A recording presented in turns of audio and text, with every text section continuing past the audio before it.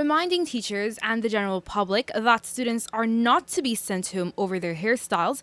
Education Minister Priya Manickchand said the memorandum issued to schools in January is still in effect.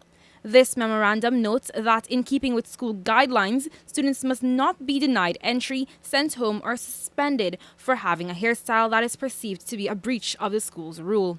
However, the minister's statements were made in response to a recent incident where a South Rheinveld secondary school student was sent home because of her hairstyle. Minister Manickchand reiterated this and added that the teachers will be required to prove why the student was sent home. No child must be sent home for any breach or perceived breach of a hairstyle rule. And why did we say that? Because our children, again, were home for COVID. And we are seeing the effects of these children being at home. We're not saying schools can't have hairstyle rules.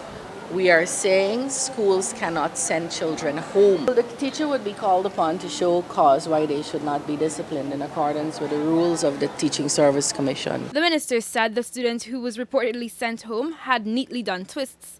According to Manickchand, the idea isn't to abolish guidelines at schools, but it is to ensure that students are not on the streets or at home unsupervised.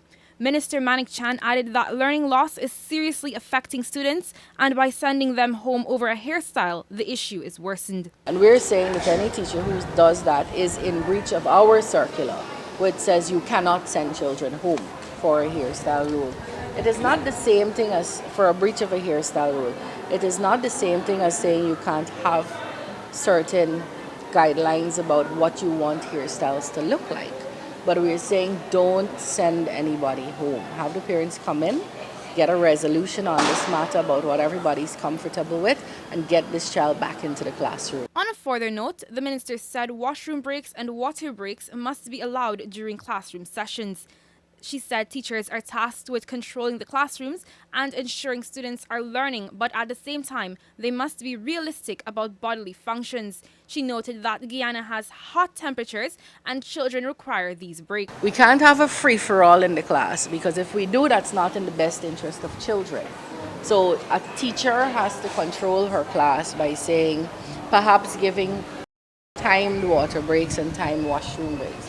So at 10, everybody could drink. At 11, everybody has 15 minutes to go to the washroom. Something like that. Because I know what the concern of the school is. If we allow everybody to drink and go to the washroom when they want, we'll never have any settling in this class. And we can't have that. But you can have order around facilitating children drinking. And I expect teachers to put that in place. The minister has also said that dress codes in schools must be considerate toward the country's temperatures. She explained that teachers cannot be sent home over wearing short-sleeved tops or not wearing blazers when the weather is warm. However, she reminded that clothing must be appropriate for teaching.